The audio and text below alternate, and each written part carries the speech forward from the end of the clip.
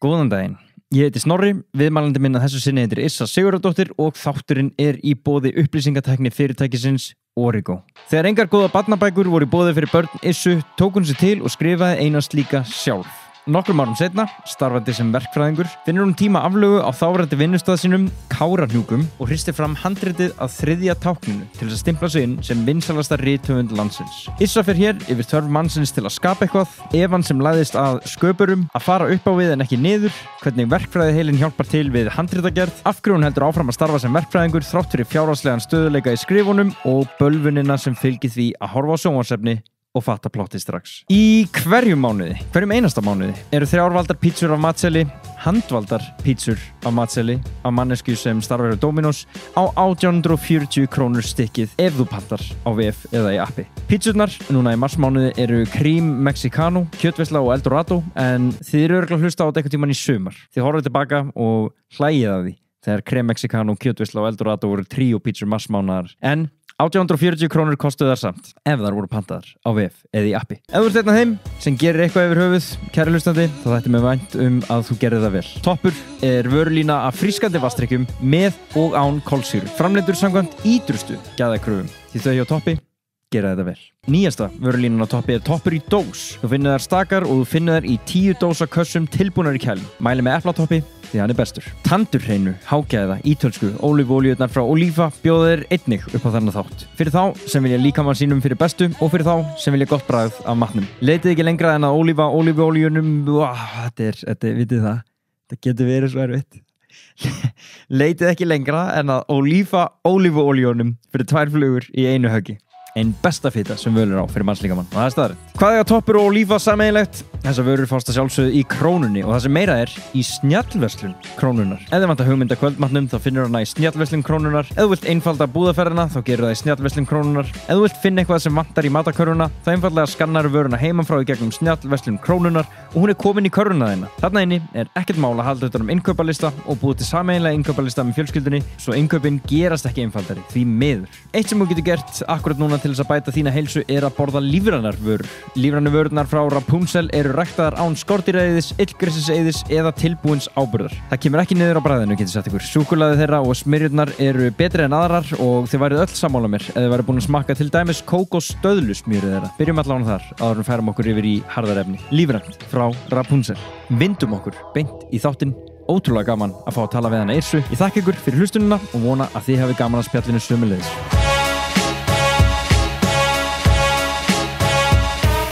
Yrsa Sigurðardóttir, ertu hjartanlega velkomin. Takk hérlega. Þú ert nýkomin til landsins. Já. Á farhandsfæti eins og reyndar ekki margir aðeir.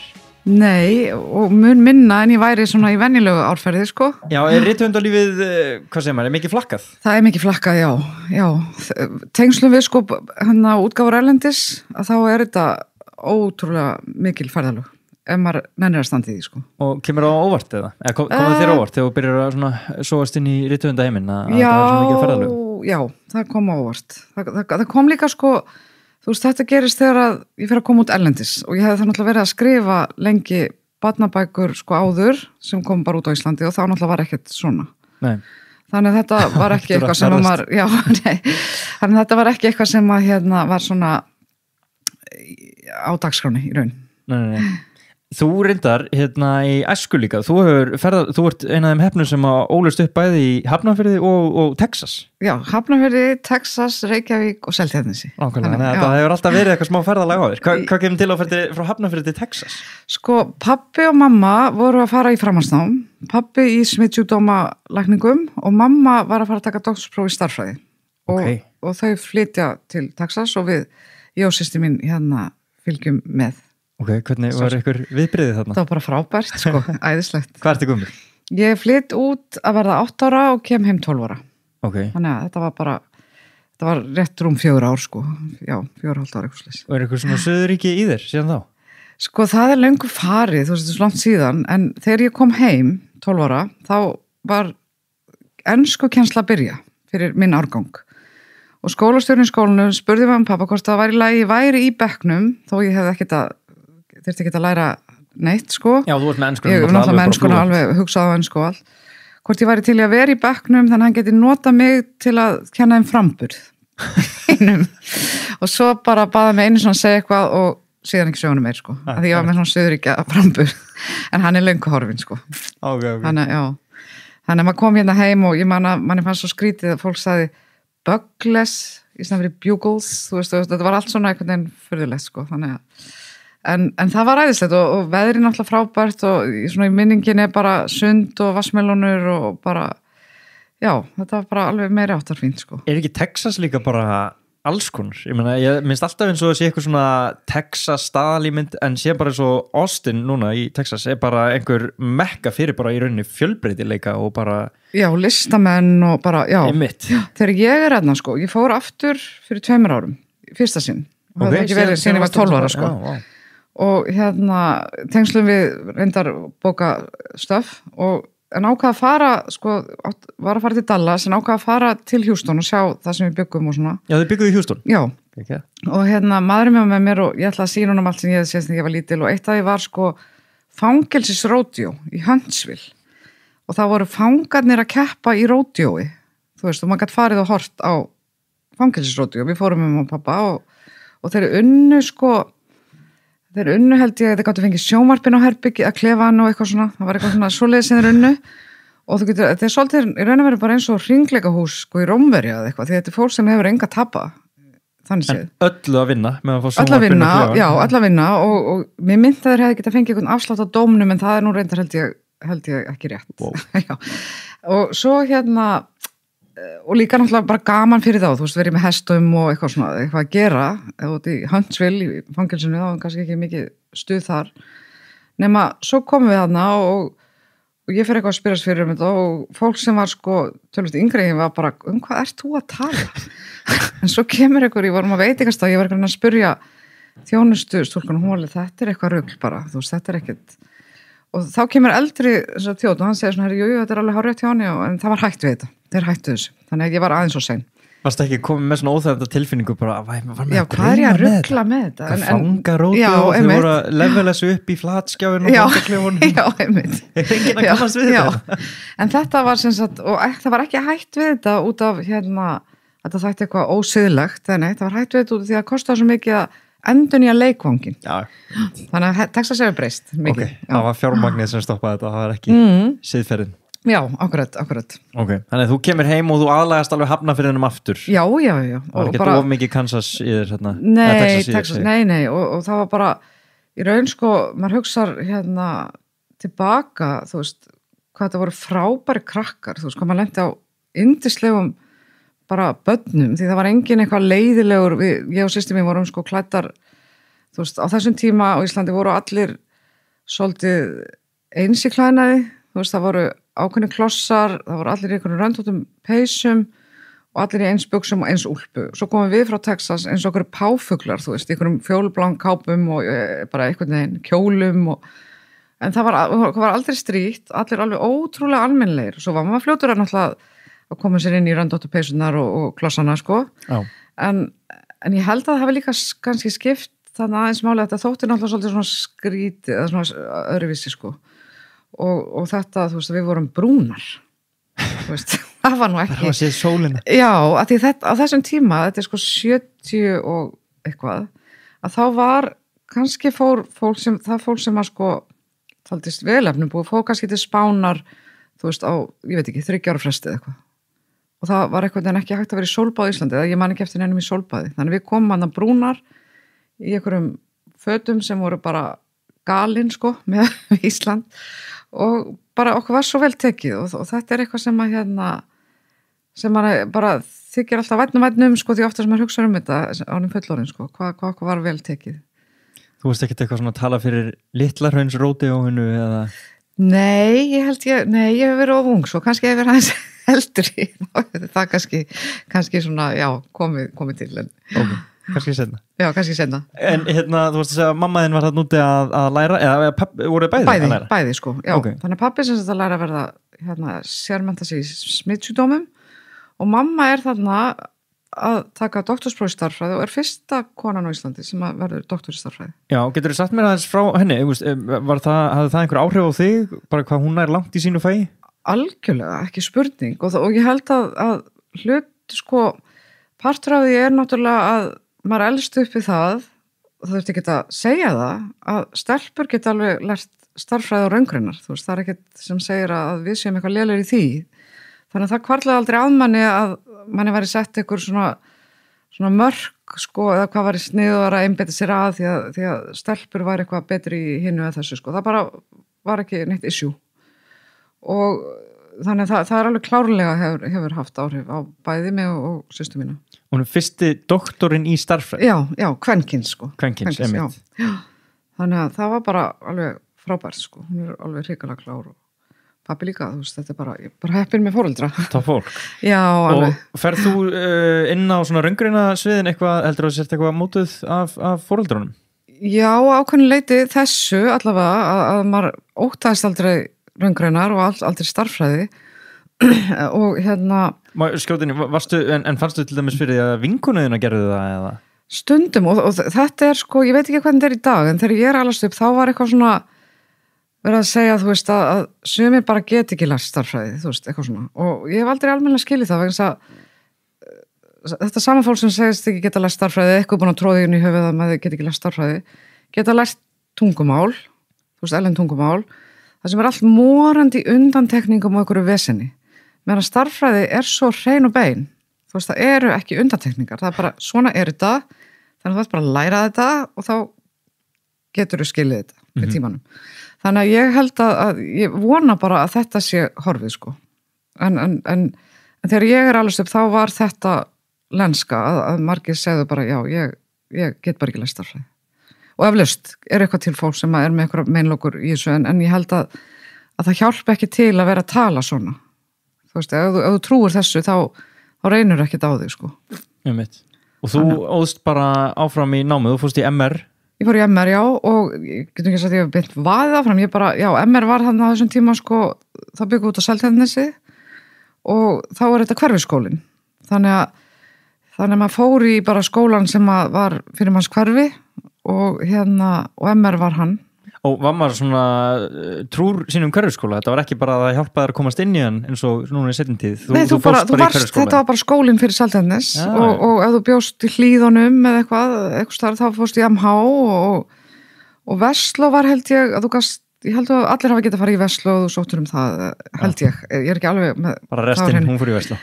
Nei, og svo var MS var fyrir fólk sem bjóð þar í kring og þetta var bara Breiðholtið, það var Fjölbraut Breiðholti og og mér langaði, ég man að mér langaði í MH, ég veit ekki af hverju mér langaði í MH, en þá þurfti ég að bíða í hálft ára því ég var ekki úr hverfinu, svo ég fór bara í MR og var bara ægilána þar og sé ekki eftir því, það var mjög fínt. Já, ok, þetta var svoleiðis sett upp. Þetta var svoleiðis, já.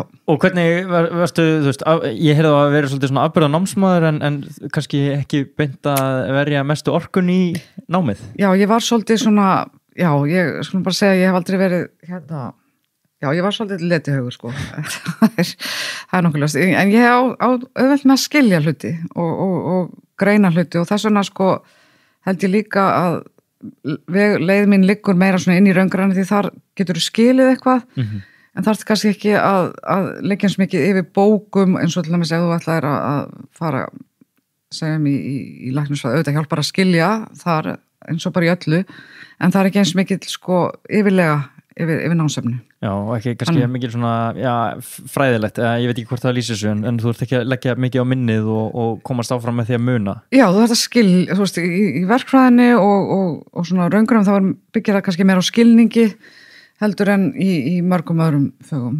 Og fannstu það bara, það svona klikkaði hjá þér? Nei, ég fann það alls ekki. Ég fór eftir stúdentspróf, fór í 1 sumar á sjó.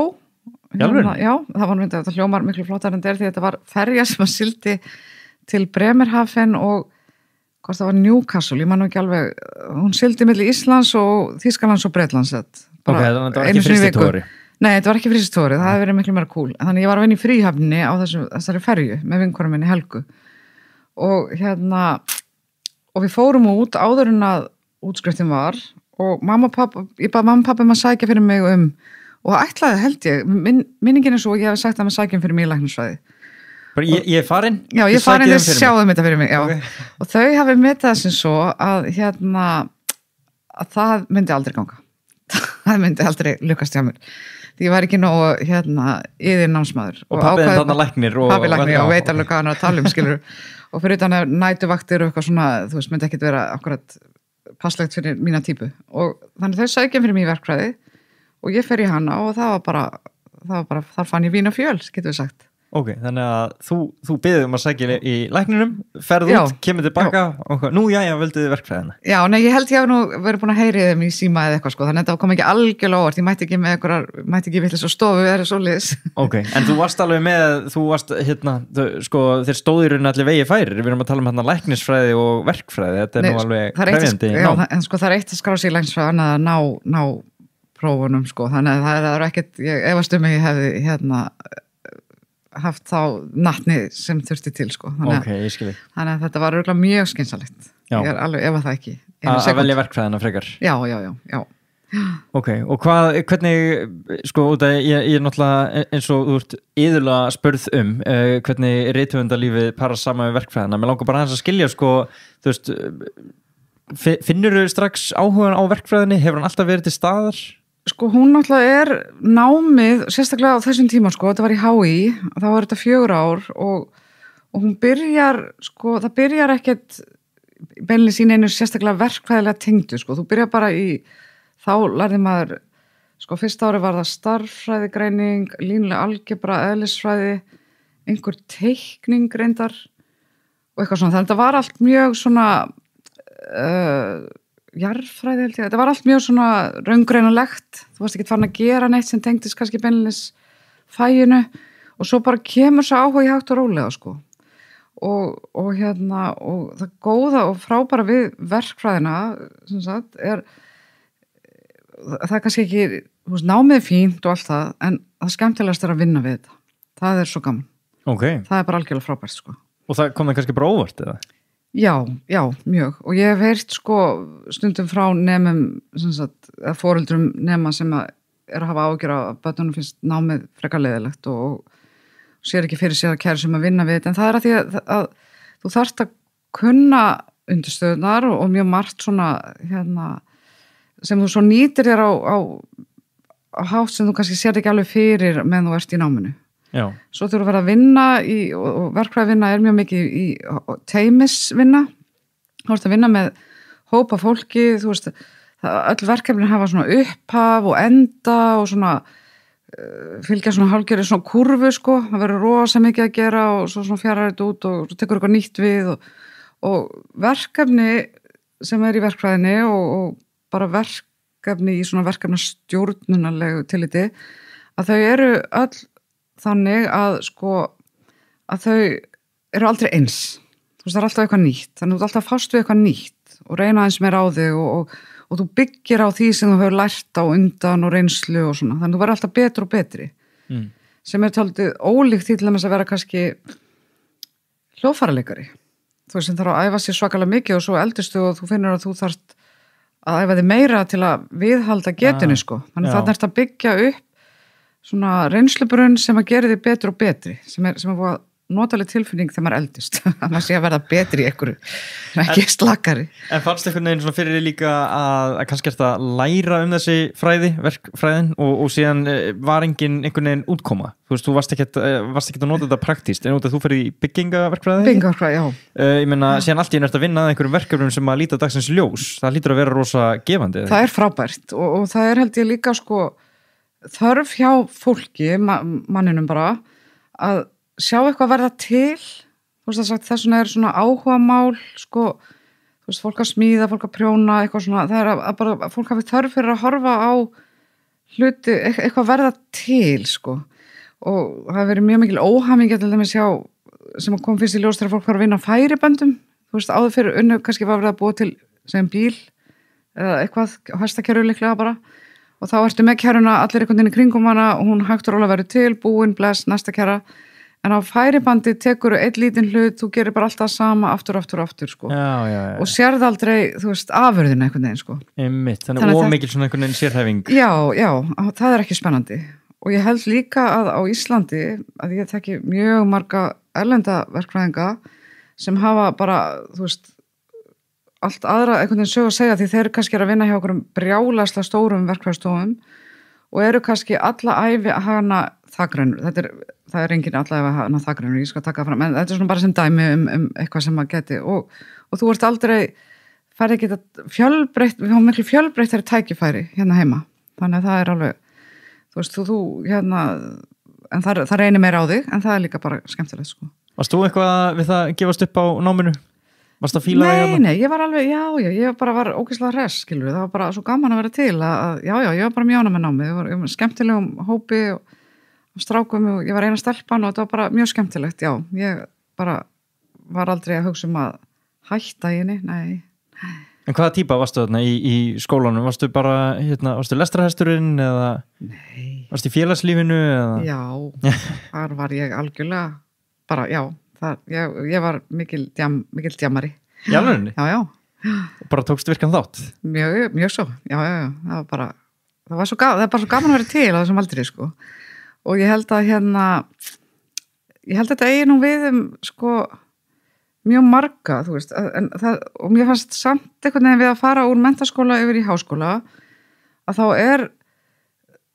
maður myndi halda að vera erfiðara einhvern veginn, sko, og þú hefði minni tíma til að vera í ykkur félagslífi og partístandi, en máli er að þarna ertu búin að svona tálka burt allt sem þér fannst ekkert gaman, eða svona, og þú ert í miklu færri fögum, þannig það er auðveldara að halda í við það sem það þarf að halda í við og eiga sér eitthvað líf utan við námið, sko. En eins og ég segi, svo er greinar eins og læknisfræði það sem það er eflaust erfiðara. Já. Þannig að þetta henta mér mjög vel. Og svo er líka, sko, verkfræðin er svona, hún er, sko, í mínum huga er hún, sko, brú á milli, sko, hreinna vísinda og svo iðnaðar, sko. Þannig að þau tökum það sem að hreinu vísindin er að finna upp og til ykkur lögmál og dót, svona tálgum burt allan óþarfa og komið til skila til þeirra sem eiga svo vinna út frá því sem við erum að gera.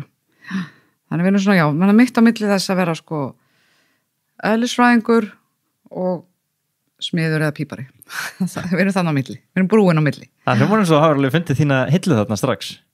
Eða svona, þetta sko, er mjög skemmtilegt. Já, ég sé ekki eftir þessu, bara alls ekki, sko. Og reyndar, þú veit maður auðvitað ekkert hvernig maður hefði verið, þú veist, í öðrum fögum maður hefði lært eitthvað annað og stundum með lífið, þú veist, það er ekki bara einhver ein leið, þannig að ég hefði kannski orðið alveg ofboðslega glaður tannlæknir, ég hugsa ekki samt, en hver veit. Og allan ekki glaður læknir, foreldræðinni voru alveg vissir það. Þeir voru alveg vissir það, já, og ég sé það líka núna, sko, og ég var nefnt að pæla daginn að núna þegar ég er farin að þurfa að sinna vinnu, sko, ekki fullri vinnu, bara þarf að þá er mjög gott að ég get svona, þú veist, ég get valið úr verkefni sem henta aðalega þeim tíma sem ég get varið í það, eða varið í þau, þú veist, ég tek ekki að mér eitthvað sem ég veit ég ræði ekki við tímalega séð, að það væri mjög erfitt ef ég væri læknir, þú veist, ég myndi koma á spítalann og segja, hei, ég tek þennan þarna, hann lítur ekkit út fyrir að neitt rosalega vikur, þannig ég skal sinna honum, skilur, það myndi engin nenn að vera með svoleiðismanneski vinna á spítala. Nei, það frelsar bara ekki boði. Nei. Þannig að þetta er bara, ég er mjög sátt við þessar ákvarðanir alla saman. Vel gert. Og þú fer bara að klára námið og fer að vinna sem verkfræðingur, en hvar kemur svona rithöfunda lífstíllinn inn í þetta? Já, það kemur sko seinna. Ég hef verið bara frá því að ég er bara lítil, bara frá því að ég læra að lesa, að þá hef ég verið rosalega lestrarhestur, bara elska að lesa. Þú reyndir að taka bók á dag í ár, heyrði? Jú, þegar árið sem ég er að vera 12 ára og að þá ákvað ég að lesa eina bók á dag og bjóti svona, var með lista, náði því, og þetta mátti ekki vera sko eitthvað svona sirpa eða tinnabók, þetta var að vera bók og reyndar, þú veist, barnabækur, þú veist, ég er 11 ára, en en svo fæ ég afmælisgjöf, ég afmæli í ágúst, ég fæ afmælisgjöf, þannig erum við sko úti, ég fæ afmælisgjöf Gone with the Wind á hverfandakveli, sem er svona, ég veit ekki hvað hún er margar síður, skilur, 800 síður eða eitthvað, 600, hún er rosa þykk, og ég byrjaði að lesa hana, sem voru algjör mistök, ég átti að bíða sko fram í janúar, af því að ég gat ekki hægt, mér var svona svo frábær, og hún tók, held ég veit ekki hvort hún tók 4-5 daga, og þá náttúrulega gat ég ekki náða þessu upp, sko, hvort hún tók viku, ég bara man ekki alveg hvað hún tók langan tíma, en ég náði ekki að, þú veist, ég náði mér aldrei upp eftir það. En þú varst að brenna í gegnum bók á dag fram á því? Bók á dag, já. Ok, þannig að það var eitthvað alvarlegt í gangi þarna. Þú veist það var ekkert allir vinuhópurinn að þessu, eða? Nei, en þarna náttúrulega, þetta sko 70 eitthvað, þú veist, það engin tölvuleikir, það var eitthvað í sjónvarpinu í Bandaríkjunum fyrir börn, sko, á laugardagsmorgnum sem að maður gæti horft á einhverja teiknimyndamorgnar einhverjir, en að öðru leyti var maður út að leika eða að lesa. Það var, þú veist, það var einhvern veginn ekki svona, það var færra sem að keppt athygli eða svona frítíma barna, þannig að hérna, en það er líka til lestarhestar í dag sem betur fyrr. Já, en bók á dag, ég menna, ég vona að hafa allan verið svona í styttrikantinum. Nei, það mátti ekki vera óstuttar, sko. Það var svindl. Þú varst alveg til í áskorununa? Ég bjó hana til sjálf, þannig ég veit ekki af hverju ég bara, eins og ég segi, bara elska að lesa. Það er bara... Og hvenær byrjar að svona koma fram að þið langar að skrifa líka? Það kemur mun seinna, þá er ég orðin 30 eitthvað og og það er þá þannig að við búum þá út í Kanada, ég var þar í framhaldsnámi og sonur minn var í einhverjum bókaklub, mér fannst hann ekki lesa nóg, sko, hann hefur verið 9 ára eða eitthvað, mér fannst hann engan áhuga að hafa á lestri eða svona lítinn. Og ég fór eitthvað að skoða, þetta var eitthvað svona bókaklubur sem þú kannski panta og var sendt heim, sko, og ég fór eitthvað að skoða það sem var þarna og mér fannst þetta svo ofsalega lélegt að ég bara holy moly, sko, hann á aldrei eftir að vilja lesa ef þetta það sem í boði. Og ákvað bara að prófa að skrifa bókur í börn og það er fyrsta bókin sem kom svo út á Íslandi reyndar, sko. Það er hérna það lá Danir í því, já. Það lá Danir í því. Og þetta er 98? Já, þetta getur verið, er þetta 98? Jú, þetta er líklega 98, já. Þannig ég skrifaði hana líklega, ég man ég var ófríska dóttur minni, þannig ég skrifaði hana líklega 96. Einmitt. Já, nú kemur út 98, já. Og hvernig lá þetta við þér? Þetta var bara ofsalega gaman. Þú lærir ekkert í þessum fræðum með það? Þú lærir ekkert að skrifa? Nei, ekki neitt, nei. En ég læri náttúrulega af því að lesa. Algjörlega. Þú veist, ég hef búin að lesa þá bara allt, einhvern veginn, sko, bara, ég hef lesið allar gerðir típur af bókum sem bara til eru, þú veist, á þessum tíma. Þannig að, og við það náttúrulega síast inn í mann, sko, sem lesandi, þá skiluru út á hvað bækur ganga, hvaða element þurfa að vera til staðar og svo framvegis og svo það ekki góða sögu líka, bara hvað er spennandi, hvað er ekki, hvað húkar mann svona í byrjun? Já, einmitt, og hvað er svona alveg bara glatað, sko, einhvern veginn. Þannig að það bara gerist þarna, sko. Þetta var aldrei neitt draumur hjá mér eða bara, já. Ég hafði reyndar í menntaskóla að þá voru ég og vinkona mín að skrifast á, við vorum ekki saman bekk og vorum með svona,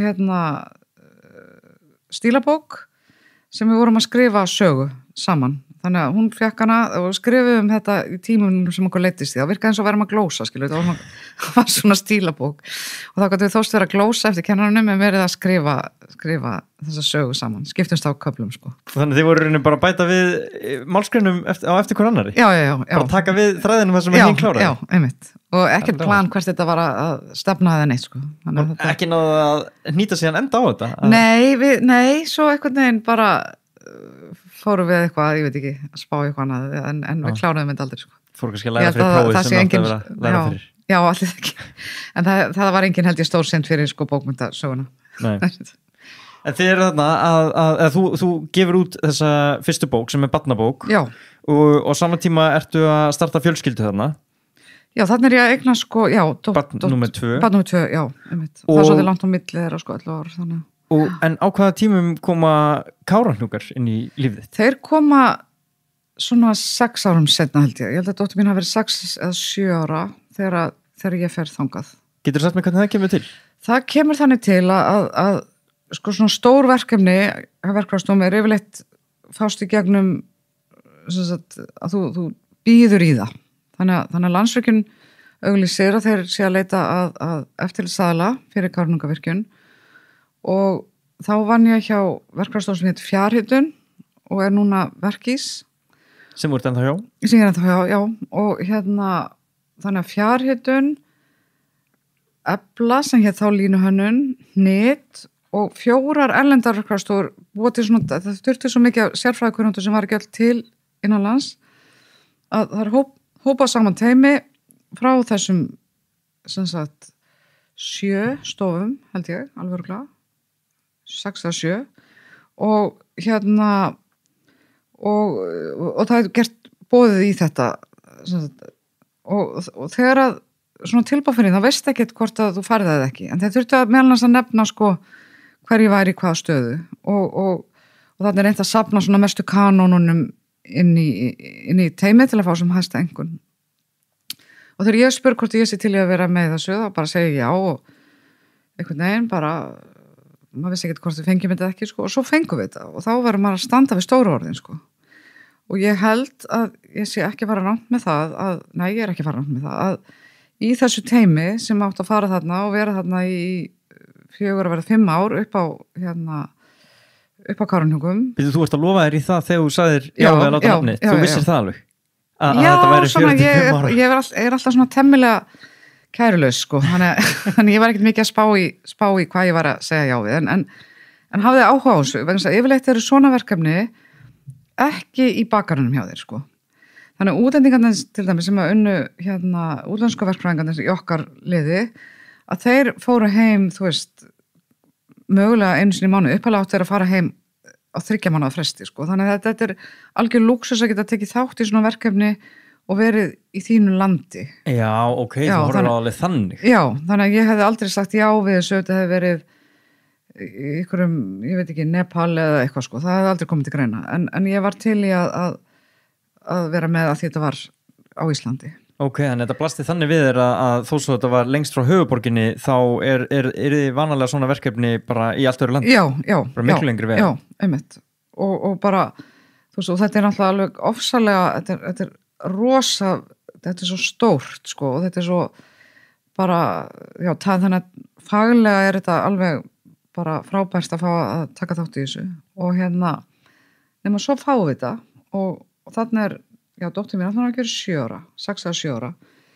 Og þá er ég allt í einu bara að fara í burt og maðurinn minn er þá allt í einu farin að fletta á henni hárið og svona. Þannig að þetta var svolítið sérstaklega. En við reyndum sko, ég kom heim margar helgi og þau voru mjög duglega að koma austur hina helgina sko. Þannig að það var ekki svo slæmt. Þannig að þú býrð á Kárahnjúkum? Bý á Kárahnjúkum, já. Í 4-5 ár? Gámi, ha. Í Gámi? Í Gámi, já. Í svona sumarbústaða Gámi. Það var búin til svona gámabyggð. Og þar voru við með okkar aðstöðu sem Landsvirkjun byggir og það var mjög fínt, þetta var ekki svona rusla gámi beint sko en búið til úr svona gámaeiningum, já. Og getur þú gefið smá innsýn inn í lífið þarna? Var þetta bara dagur í vinnunni, ekkert óeðlilegt við þetta?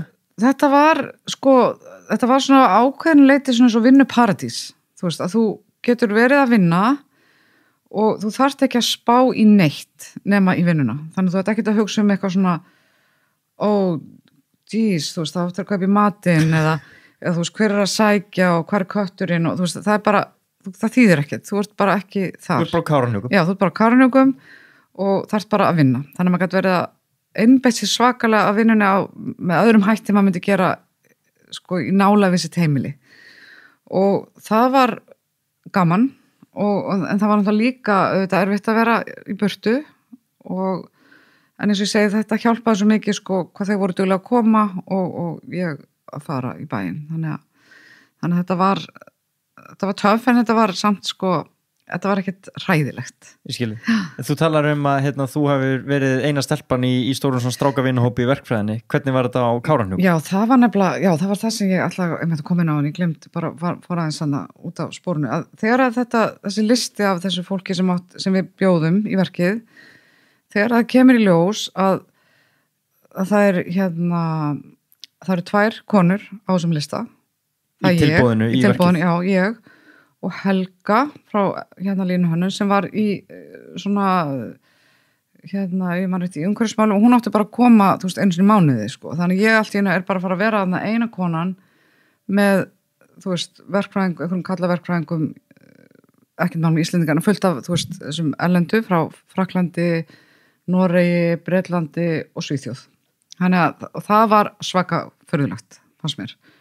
Og ég sit í bíl með þeim þegar maður fara fyrstu ferðina að nöppitur, situm hann í einhverjum jeppa og þá byrja þeir að tala saman sér útlensku. Ég með þessum svona, það var Breti þarna okkur og þeir eru eitthvað svona, og þetta er mjög lítill heimur í sjálfu sér sko af verkfræðingum sem að gera þetta, fara og vinna í einhverjum svona stórum verkefnum út í heimi.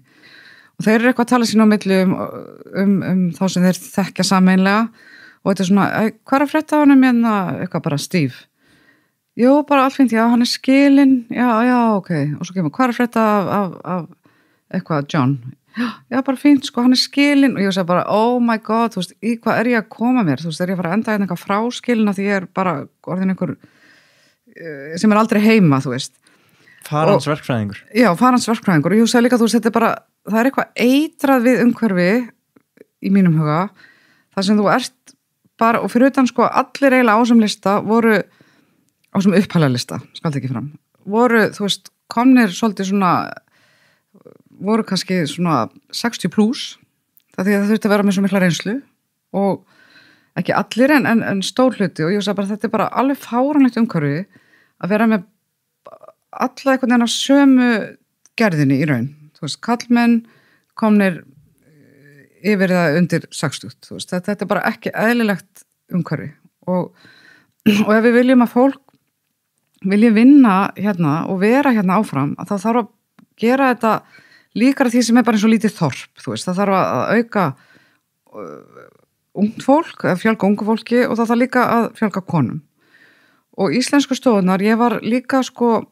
titillinn minn var tæknistjóri, technical manager og svo var ég líka framkvæmdastjóri fyrir apparati sem hélt utanum þetta allt saman, sem hétt Káraborg og ég og Káraborg áttu meira hluti áttu íslensku fyrirtækin og svo voru erlendu fyrirtækin hluti af þessu en voru svona skipt sér lítið á því hvað voru að gera og Káraborg íslensku verkfræðistofurnar voru til í og fannst þetta alveg hárrétt hjá mér með þetta, hvað þetta var eitrað umhverfi einhvern veginn að við myndum núna bara ganga í það að fjölga konum, fjölga ungu fólki og gera allt sem ég okkur valdi stæði til að búa til eðlilegra, meira normal umhverfi og það tókst og bara frábært sko. Hvað er þið mörg hérna upp á Kárahnjúkum? Við vorum í okkar teimi held ég við höfum verið mest 60 manns. Ok, já. Það eru svona margir hérna. Já, og við erum hann í sérbúðum með landsvirkjunarfólkinu og svo voru þeir sem voru að vinna verkin, þeir voru annar staðar sko, þú veist, á sama svæði en þeir voru með sín eigin búði, sín eigin mötunetti og svo framvegis. Sem að verðtakinn sko.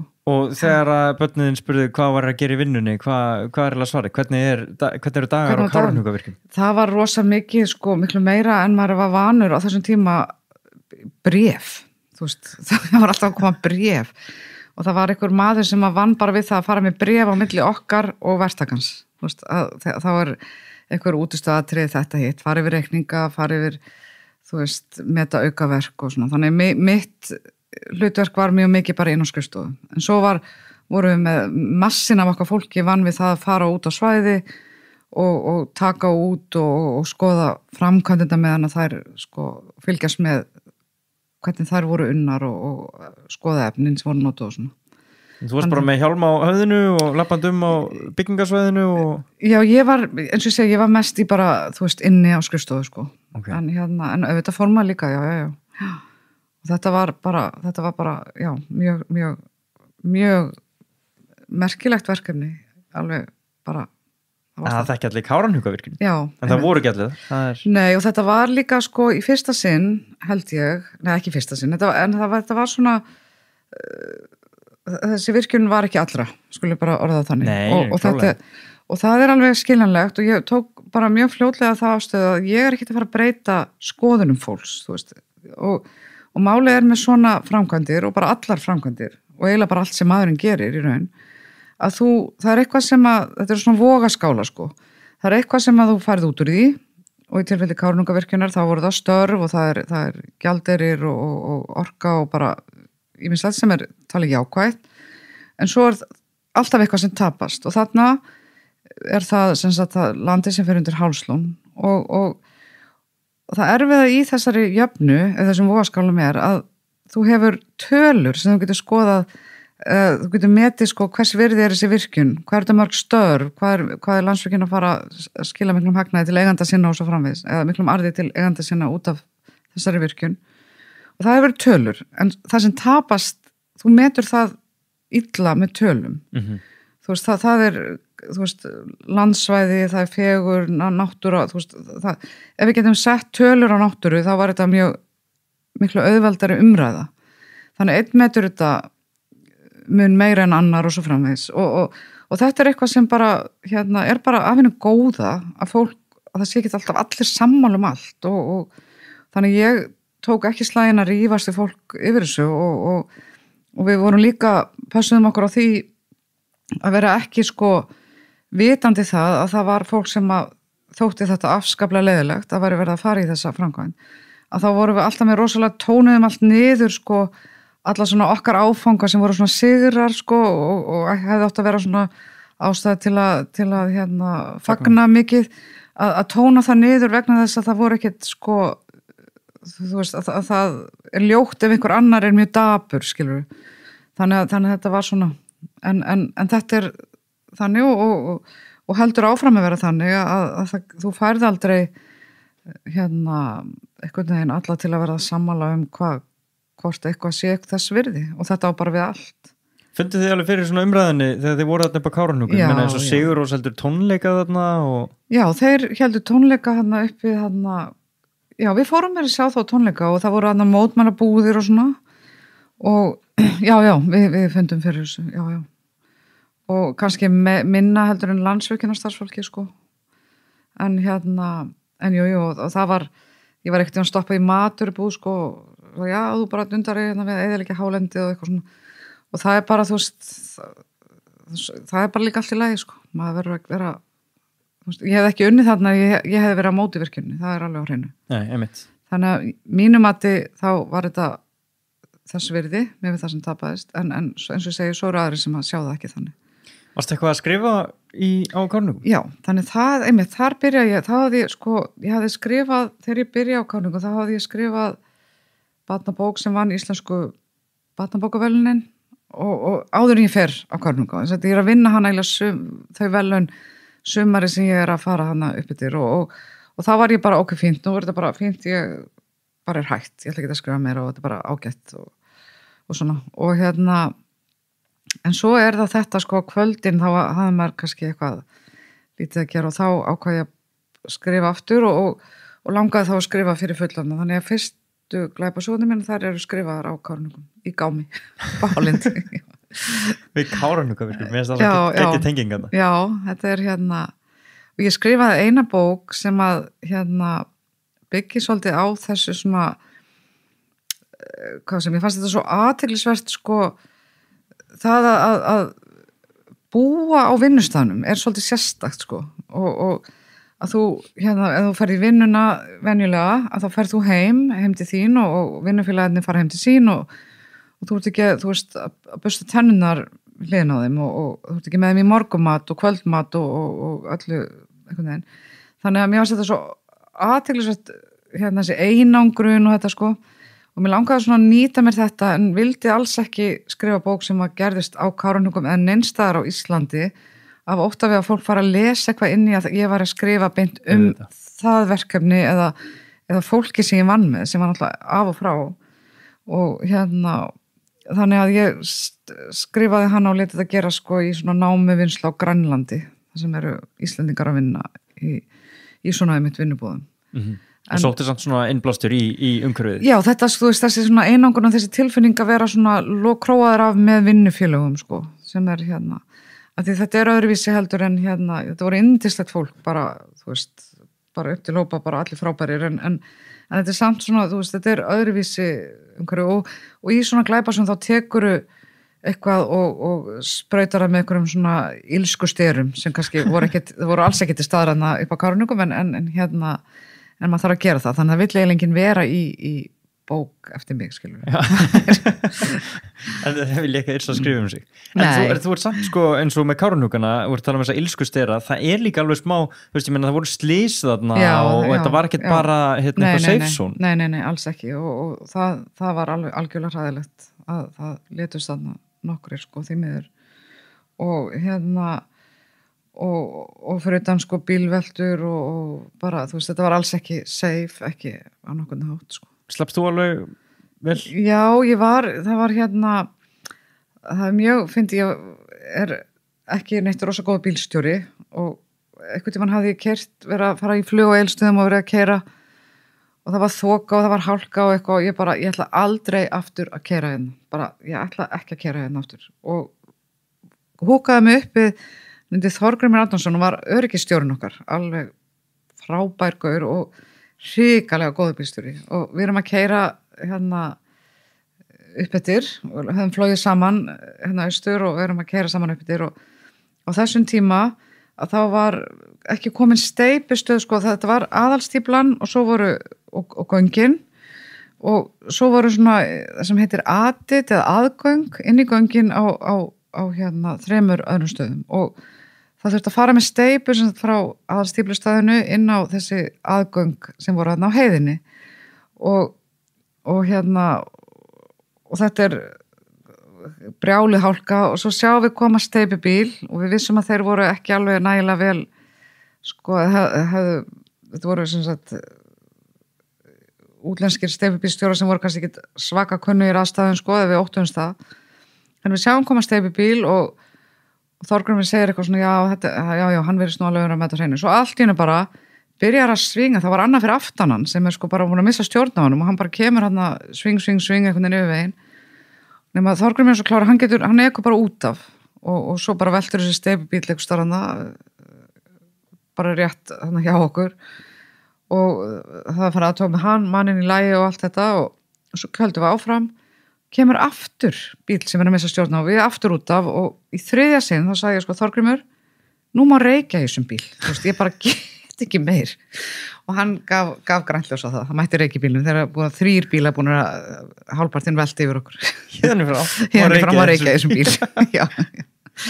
Ok, en það var alveg að hasa þarna Já, það var það og svo var ýmislegt sko í tengslum við, þú veist, og það er svona þessi menningamunu sem er oft sko að þarna er risastór verktaki með hérna, með mikið af mannskap sem hann dró hérna og þaðan og bara, já, aðbúnaðurinn kannski var þannig að hann var ekki næstu að fýtn og við vorum með til dæmis og eflaust ef hann hefði átt að vera að fýtn og við vorum með þá hefði þeir ekki fengið verkið því þetta hefði verið svo dýrt sko þannig að en það var samt farið af Landsvirkjun hálfu í það að reyna að greiða fyrir því að þetta var nú allt á endanum bara ásættanlegt og hérna og þar spiluðu náttúrulega inn í líka hérna verkalýðsfélög og ýmislegt sko þannig að það var tekið á þessum hlutum af alvöru en það var svona byrjunarörleikar alveg klálega, já, leggja alltaf á vogaskálunar, reyna að ná okkur jafnvægi já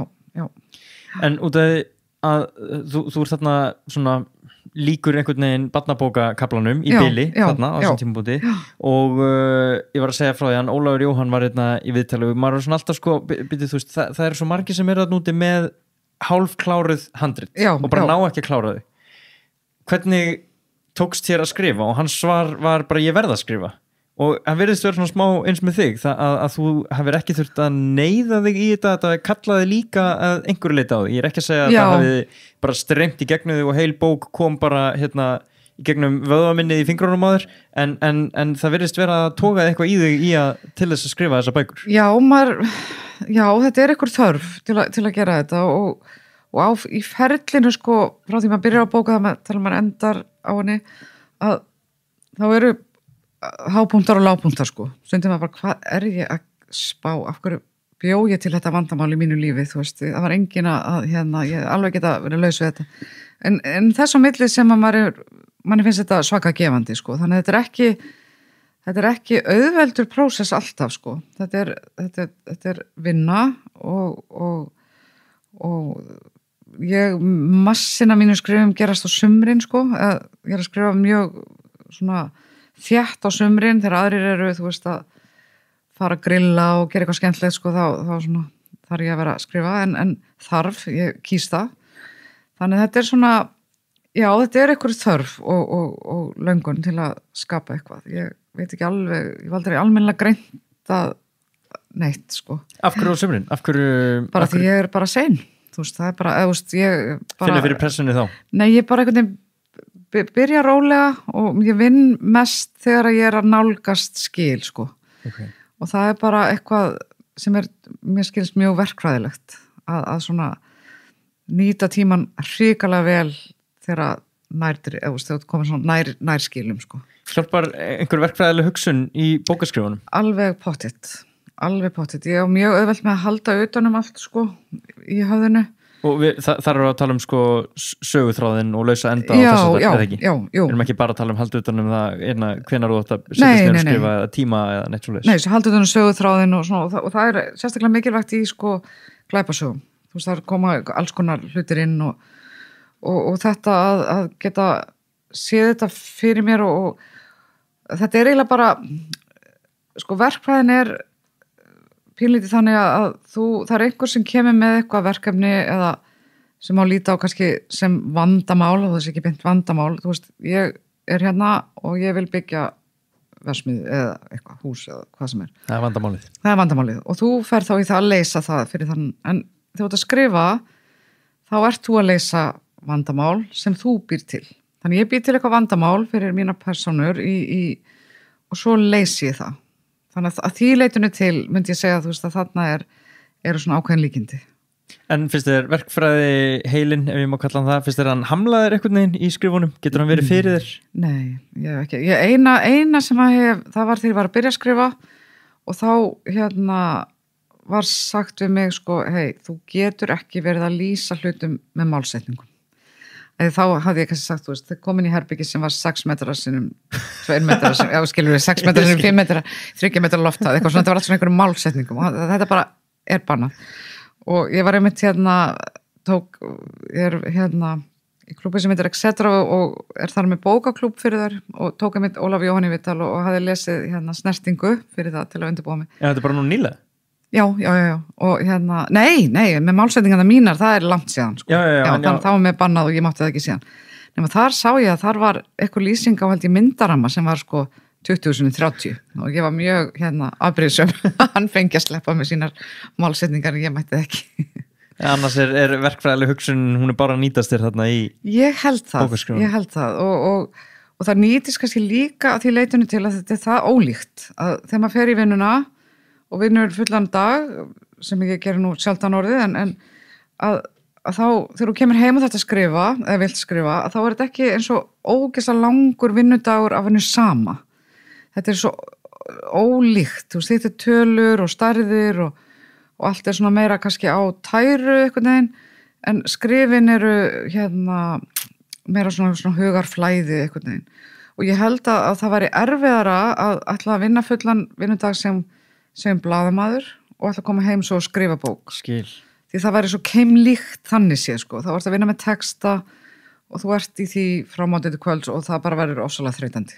Myndi ég halda. Þannig ég held að það parist bara nokkuð vel saman vinna og skrif ef að vinnan þín er mjög ólík eða er ekki mikill texti. Þetta er bara mín skoðun samt. Notar Excel eitthvað í bókaskrifun? Sko ég gerði það, ég notaði það bara til að halda utan sko, þú veist að því að málið er að ég vinna þetta mjög ólíkt mörgum og ég skrifa hvern kafla sér og senda hann frá mér og sem þýðir þetta er ekki eitt skjal sko, þannig hver kafli skjal, þannig ég nota Excel til að halda, bara nota flipa fítusinn sko, þú veist þannig eitt er kaflar og þá segi bara þú veist hverjir er í þessum kafla, hvað ná gerði sirka sko, bara þannig sem fljótar að finna hann þegar ég þarf að breyta ykkur eða eitthvað, já. Þannig ég notaði meira bara svona bara er að nota flipa fítusinn, þú veist, eitt flipi myndi heita kaflar, hinn myndi heita minnispunktar eða eitthvað svona sko, þannig þetta er nú bara, ég er ekki að nota þetta með mjög mögnuðum hætti. Nei, Excelið, já. En annars, er Excel tól í verkfræðikistu verkfræðingsins eða? Já. Þið er ekkert að nota flóknari tól en það? Jú, það er bara eitt af mörgum, já. Bara Excel? Já, en það er bara mjög fínt forrit og gott í ýmislegt sko, en ekki allt, náttúrulega. Ekki allt? Nei. En þegar þú ferð að svissa þarna yfir í svona, hvað kallar flokkinn, bara glæpasögur? Já, glæpasögur, já. Þú talar svolítið að það væri ekki nóg mikil virðing borin fyrir húmórnum og barnabókunum. Já, sko, þegar ég er að skrifa barnabækur, þá var mjög algengt að ég var spurð, sko, hvernig ætlar að skrifa alvöru bók? Þú veist, þess að barnabækur væri ekki alvöru bækur, þú veist, það eru alvöru bækur og það eru bara, þetta er bara frábær, barnabækur eru bara frábærar. Og ef að, þú veist, og hver er munurinn á barnabók og fullorðinsbók? Þú veist, þetta er saga eitthvað, það eru sögupersónur, þú þú veist, munurinn kannski sá að þú ert aðeins takmarkaðri með hvað þú getur fjallað í sjálfu sér sko. Nei, þú veist, þú mátt gera hvað sem þú vilt en svona raunhæft að þá ert ekki að fara að tala eitthvað þú veist, sem er mjög fullorðinslegt þannig og það eru styttri í sjálfu sér sko. En svo koma náttúrulega eins og við tökum sem dæmi hann að J.K. Rowling, það eru nú ekki stuttar sko. þannig það er ekki algjört í þessu en ég sé bara ekki alveg að eitt sé merkilega en hitt og líka maður hugsa sko hvaða bækur lifa hvaða bækur eru það sem að því ég, að mínum mati sko, ég skrifa bara bækur fyrir daginn í dag, mér er bara algjörlega nákvæmlega sama, ég hef enga þörf fyrir að fólk lesa eftir 100 ár og ég bara vona að veri fullt af einhverjum öðrum bókum sem eru skrifaðar eftir 100 ár sem fólk vill lesa, ekki mína bækur. Þannig ég skrifa fyrir akkurat tímapunktin sem ég er að skrifa þær og og svo þegar maður fyrir að skoða sko allir bækur sem að hafa höfundar sem að fengi Nóbelsverðlaun og svona að það myndi koma á óvart hvað þú þekki fáa af þessum höfundum sem að hafa verið taldir vera svona einhverju algjöru jöfrar í skáldsagna heimi sko. Vegna þess að það er bara einhvern veginn lifa ekki, þú veist, fólk hefur þörf fyrir að lesa sinn samtíma en hvaða bækur eru það sem að lifa það að vera lesnar að því að einhverjum langar til að lesa það ekki að því þetta er á pensumuninni í menntaskóla eða þú veist, þú ert að lesa það út af þetta er bók sem er skilda í íslensku. Auðvitað eru líka til bækur sem lifa allt en það eru oft barnabækur sko. Já, einmitt. Þannig að þú veist, við erum að lesa sko Astrid Lindgren er hann lesin en ég held að það sé fáir sem labba út í bókabúð til að kaupa sér einhverjar bækur eftir samtíma höfunda hennar sem að skrifuðu sko fullorðins, ég bara nema að þetta sé bara, eins og ég segi skilda í einhverjum kúrs í skóla sko. Og þú talar svona ég las eftir að vera að nefna bara í rauninni sko erfiði það við að skrifa einhvers konar húmor. Já, það er svona hætti ég sko bara ég kom alveg bara upp í koka því það er bara mjög erfitt. Að rempast þá eða hvað? Nei, bara það er bara erfitt að vera fyndin til lengdar og það er bara list að vera húmor er mikið list og miklu erfiðari heldur en sko að vera hræðilegur þú veist og mér finnst sko að skrifa texta sem er mjög fyndin að þá ertu svona eins og ég hef alltaf á tilfinningunni ég sé svona línudansari þú veist að labba eftir einhverju línu og ef þú fer aðeins of mikið í rugl sko að þá ertu bara kjánalegt ef þú fer of lítið þú veist þá er þetta bara hallarislegt þú veist þannig að þetta er miklu fínni lína heldur en hryllingur eða eitthvað agalegt þú veist það er bara alveg endalaust hægt að búa til eitthvað sko. Og farið hjálp við að dæma það hvar þú ert á þessari línu? Nei, já, ég er bara ein ábyrg fyrir því? Já, svo náttúrulega, þú veist, ritstjóri minn þegar hann sér þetta sko. Já, einhverju svona álitsgjafar. Já, en maður náttúrulega lærir og finnir þetta, en ég veist ekki nægilega virðing borin fyrir frábærum húmor og nú er ég ekki að biðja virðingu fyrir mig, skilur, ég heldur bara það er nú síðan samt að breytast eitthvað sko og þú veist eins og Ari Eldjárn og þessir sko bara okkar grínarar sko þetta er bara frábært og þetta er ekki auðvelt, þetta er hræðilega erfitt og er bara list að geta verið fyndin, það er bara mjög mikið list en ég sko, ég heit einhvern mann sko, en nú er ég þú veist, bara þetta er örugglega allt öðruvísi í dag, þú veist, mín kynslóð allavega og ég heit einhvern mann og hann sagði sko, það er best, þú veist, þegar maður kemur í svona samkvæmi sko, það bara segi ekki neitt, bara sitja, þá halda allir að maður sé alveg ótrúlega gáfaður þú veist, og ég bara, oh my god, ég gæti þetta ekki í eina sekúndu, ég nefnir ekki að fara í eitthvað boð og sita og segja ekki neitt, þú veist, á ótta við, sko, að ef ég segi eitthvað þá mun einhver halda ekki segja ekki gáfuð, þú veist, hvers konar rugl er þetta? Og þessi maður brosti aldrei, af því að ef hann brosti þá geti fólk haldið að hann væri kjáni. Þannig að þetta er bara, þú veist, please. Ég vil þetta hafinn. Já, og það þótti þá, þú veist, það að vera fyndin, eitthvað, sko, það væri svona það væri hálfgerður kjáni, sko. Já, silly. En það er náttúrulega bara, þú veist, alls ekki þannig. Ég hjá nefnilega eftir þess að hann Latti talaði þetta. Að þegar hann byrjar að leika, að hvað það er svona lítil virðing borin fyrir því að vera grínari, sko. Já. Og Latti náttúrulega, sko, engin spurning, hann fór oft í svona silly hlutverk og allt þetta. Já. En ég held að, og svona las það á honum að þú veist, þá var kannski horft á þetta eins og allir getur nú gert þetta eða myndir nú bara taka sér til einmitt. En að fara í drama og fella tár og eitthvað svona, það var það erfið síðan þegar maður heyri viðtöl við leikara út í heimi þá er allir að tala bara, ég myndi aldrei þóra í komedi sko, eða í grínhlutur Nei, einmitt, og það fyrir svo mikið sko, sem þetta er svona tímasetning og þú verður eiginlega að hafa svona eitthvað nista, ég veit það ekki og maður sem þetta Edda Björgvins þú veist, er til fyndnari kona skilur já, bara okkar grínfólk er bara frábært og það er gott ef að það er að breytast sko þetta að fyrir þessu sé borin mikil virðing því þetta er ekkert grín En hvenær finnur fyrir því að rithöfundalífið hvenær svona tekur þinn ferill af stað? Er eitthvað svona make or break punktar þarna? Já, það er eiginlega bara þegar ég fer að skrifa fyrir fullorðna Bara leið, með þriðja táknum? Já, að þá sko þá skrifa ég er búin að svona hugsa þetta og búin að skrifa held ég eitthvað skonar lýsing á bókinni og útgefandi vinn Pétur Már Ólafsson, hann er að fara til London þetta vor hann á eitthvað svona bókamessu og hann tekur þessa lýsingu og svo hringir hann í mig og segir þið vilja geturðu skrifað eitt kafla á ensku eða því fyrst eitthvað svona á ensku og ég geri það og þá vil ég sjá einnig við bót og svo bara selst hún eiginlega bara áður löngu áður ég búið með hana sko. Fékkst eitthvað svona fiðring við að hugsa, herri býtu ensku? Þetta var mjög skrítið. Getum farið út fyrir Íslandinu. Já, þetta var mjög skrítið og hún var held ég seldið 13 landa að hún kom út hérna heima sko. Og að því þetta var hafði aldrei einu svona kvarlað að mér að þá byrja ég eitthvað að panikera og þetta er áður en Ísland er orðið svona mikið ferðamanna land sko, þetta er, hvenær hefur þetta verið? Fólk var mikið að senda bréf.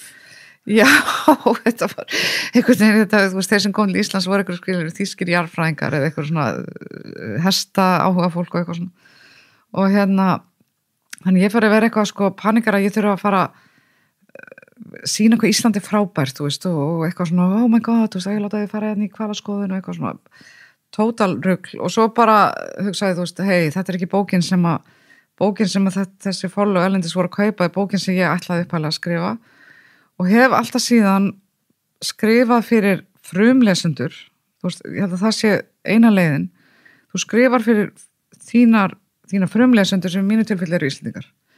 Ef það gengur, erlendis það er bara frábært, ef ekki, þá er bara það er engin, þú veist, ég get ekki fara að reyna að skrifa ykkur bók með ykkur aðra markað í huga eða aðra lesendur, þú veist, þetta verður bara að, það verður einhvern veginn óekta, þannig að ég bara haldið mig við það. Þú ert alveg búin að læra þetta er til dæmis ekki eitthvað sem ég hafði hugsað út í sko. Ég held að það væri ekki neitt svona veggur þarna á milli tungumála sko. Nei, það er ekki sko, en maður geti reynt að ímynda sér að fólk gerði það og ég var í dómnefnd fyrir bestu nýsjálensku glæpasöguna í svona eins og blóðdropinn er hér og var í dómnefnd í ykkur ár og þar fekk maður sendar alveg fullt af bókum sem var komið út, það voru allar bækur eins og í blóðdropunum, allar glæpasögur sem kom út í Nýja Sjálandi voru að keppa og þá sá maður sko og fyrir mig sem dómar það bara ef hún gerist í Bandaríkjunum Breitlandi þá bara hafði ég ekki áhuga á henni því mér finnst það bækur frá Nýja Sjálandi að gerast í Nýja Sjálandi þetta er nýsjálenska höfunda þannig þar var þessi tilhneiging sko, þetta er náttúrulega enskumælandi fólk að ok, það getur ekki neitt hræðilegt gerst hér eða þú veist, ég er svolítið svona inn í kassa ef ég læti þetta allt gerast sko á Nýja Sjálandi, þannig ég ætla bara að láta hana gerast í Chicago, það sem er alveg mjög eðlilegt allt sem ég glæpum með eitthvað ég veit ekki hvað Chicago er eflaust ekkert verið en margar aðra borgir en og þetta finnst mér sko ekki lýsa mjög frjóum hug þú veist, ef ég ætla að lesa bók einhverja glæpi í Bandaríkjunum þá er kannski bara velja bara amerískan höfund sko þannig að þetta það er svona sem að sko fólk miskilur höfundur og þetta var mjög algengt fyrsta bókhöfundar að þá voru þeir að reyna að setja hann eitthvað starf í einhverjum öðrum heimi heldur en þau byggi í sko og þetta er miskilningur Já, áhverð, ég hef aldrei leitt hugan að en það er samt fínt ef eitthvað vil skrifa bók annars það er alveg fínt en það þarf þá að koma ykkur annari ástæðan að þú haldir að þetta muni auka söl í Bandaríkjunum eða eitthvað sko, eða auka sölun á henni eða eitthvað, ég veit ekki, ég finnst það alltaf og ég held að þú veist, bara list almennt að ef þú ert að gera, ef þú ert að sem sagt, bara tónlist og myndlist og hvað sem ef þú fer að gera þetta eða finna einhverja þörf hjá þér til þess að skapa þessa list vegna þess að þú ert að hugsa peninga, þú veist, að það sé stærsti drifkraftin í þessu, þá ert þú ekki rétt forsendum og það verður aldrei neitt sérstakt sko. Því þá byrjar að kópera og reyna að gera eitthvað sem einhver aðri gerði og gekk vel, þú veist, og það verður hver og einn að finna sína leið sko. Hefur þú samt fristast út í það, hefur þú þurft að bæja þeirri tilfinningu frá? Nei. Ég sko líka bara svolítið heppin með það hvað, ég er orðin gömul.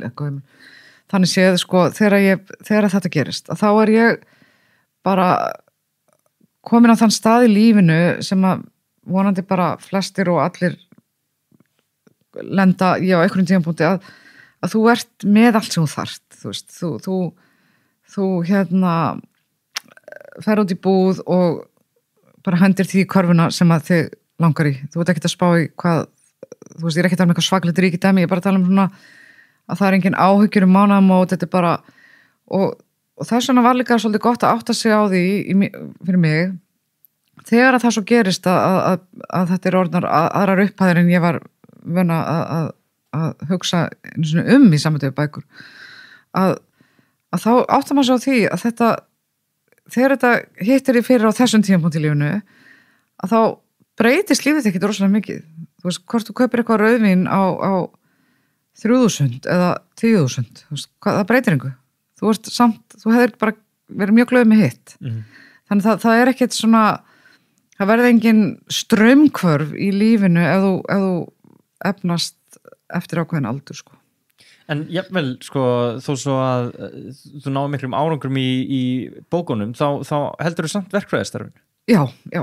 Af hverju var það langaði bara löngun, þú varst bara spild eftir það er bara einhvern veginn það er eitthvað við það sem að það veitum við bara aðra hluti heldur en skrifin það bara frábært samstarfsfólk og þetta er bara öðruvísi vinna, þetta er allt annað, þetta er einhvern veginn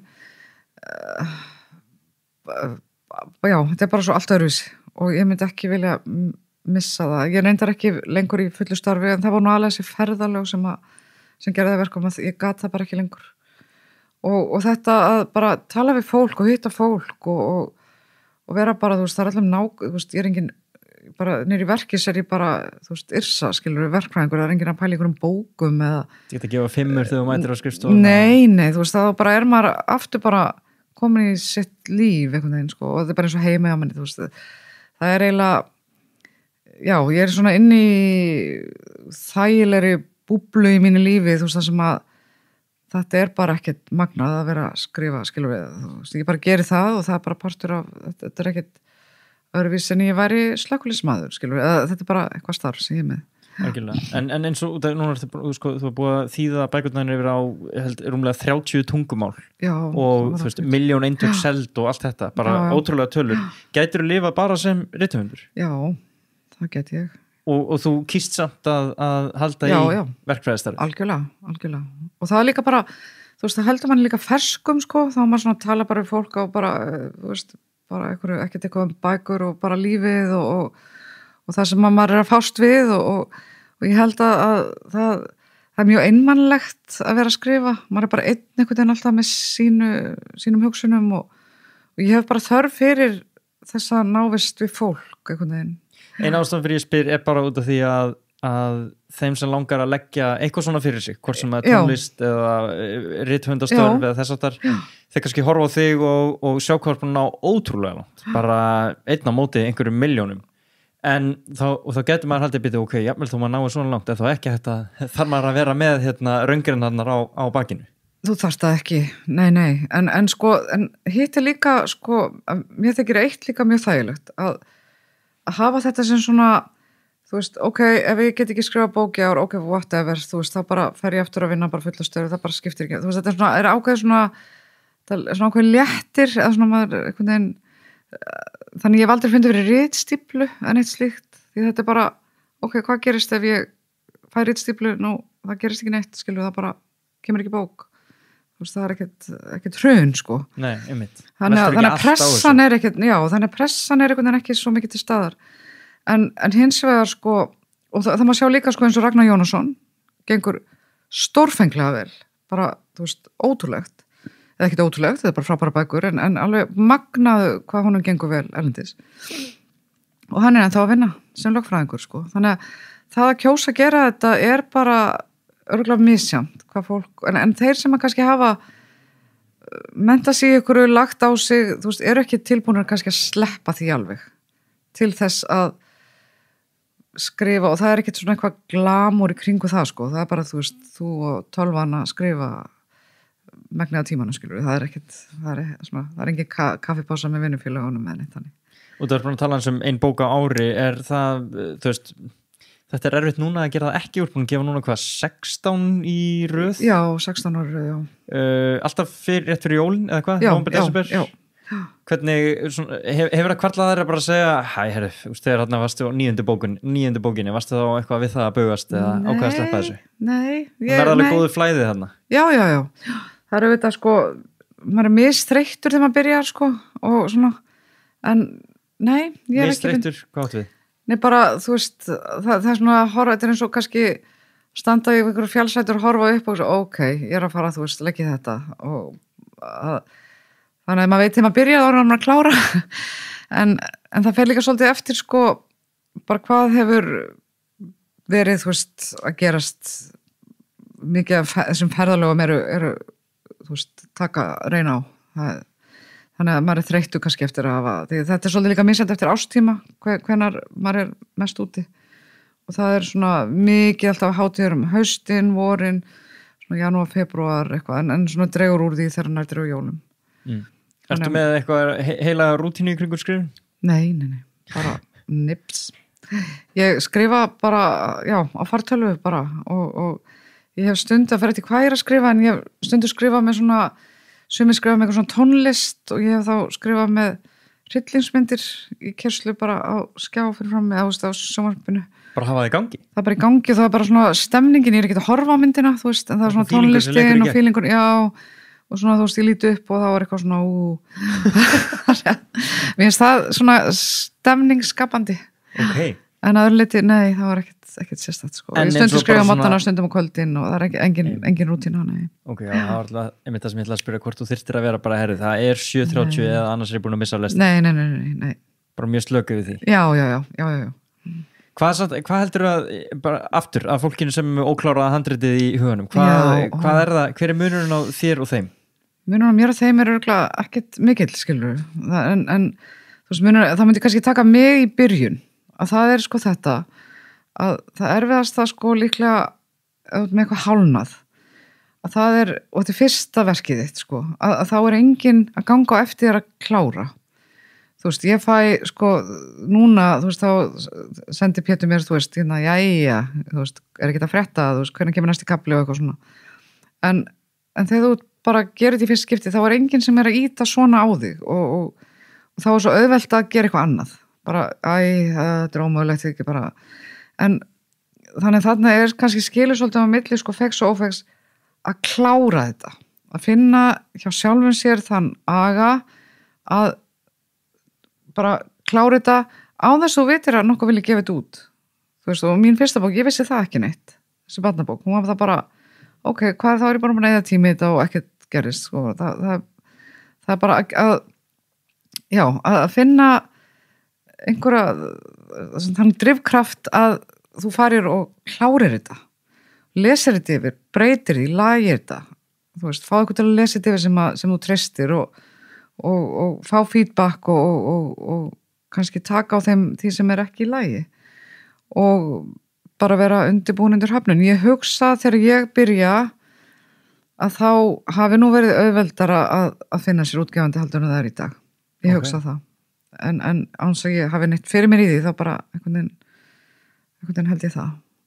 Og svo er sko, og maður finnur það alveg hjá öllum höfundum, alveg sama hvað eru stórir og þú veist, nú þekki maður eiginlega bara alla ellenda líka við glæpasagna höfundi sem eru svona þýddir við það, að það þessi tilfinning sko að maður sé ofsalega heppin að vera gefin út.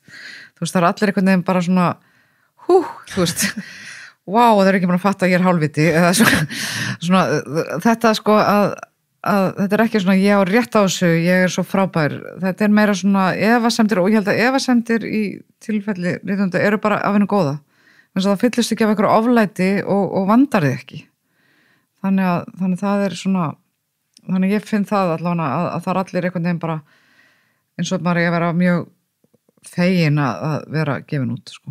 Eða hafa komist í það að einhver geti hugsað að gefa mann út. Finnst þér erfitt að skila frá þér svona einhvers konar final fullkláruðu handriti? Já, það svolítið svona, þú veist. Ég vil halda í þetta. Já, að því manni finnst maður alltaf einhvern veginn sko, dammit, ég hef þetta, þú veist, okkur fór ekki þessa leið, okkur fór ekki þessa leið og svona. En það misjamt, það auðvitað misjamt og maður treystir náttúrulega þeim sem maður að vinna með til þess að sko þú veist að þeir sé að segja satt og rétt þeir að segja, nei, þetta er mjög fínt ekki meir, ekki breyta meir þannig að en já, þannig að þetta svona. Hvernig hefur gengið að takast á við bara svona gagnrýni? Það er alltaf verið eins og í kringu jólin, hvernig topplistarnir eru, metsölulistarnir 1-5 stjörnur, rosa mikil svona pressa á rithöfundum. Hún já, það og auðvitað sko, þó að það sem að skipti manna mestu máli, ég held að það nú við alla sko, að það kannski ekki, þú veist, það enginn sem sest niður að skrifa bók og hugsa bara, hvað er þessi lenda á metsölulista? Þú veist, það ekki, maður bara skrifa bók, vonar hún sé góð, reynir allt sem maður getur til þess að lesandi sem kaupir hana eða tekur hana bókusafni eða hvað nú verið glaður, þú veist, og sérstaklega í tilfelli þeirra sem kaupa bækur ekkert ódýrar, og maður vil ekki að fólk verði fyrir vonbrigðum, þannig það er það sem kannski er helstu svona áhyggjurnar. Svo koma dómar og það náttúrulega bara, þú veist, maður verður bara að læra að lifa með því, þú veist, það engin bók allra, þú veist, sumir finnst manni leiðilegur höfundur og vilja bara ekki lesa, þú veist, vilja lesa eitthvað annað eða hvað nú það eitthvað sem maður ræður ekki við. Er það að segja mér að þú sér slæman dómum og þú segir, maður ekki allra, sumir Nei, það sko ekki þannig, nei, maður mjög miður sín, þú veist, alltaf og það breytist ekki, manni finnst það mjög leiðilegt. En ef að það inn í þeim dómi eitthvað sem kannski maður getur tekið og dreigið lærdóm af, að þá gerir maður það sko, en oft þetta nú meira svona bara, þú veist, já, þá getur eitthvað en ekkert gert sko, bókinu komin út og það bara, þannig það alls ekki gaman að vera að fá neikvæða dóma, það agalegt.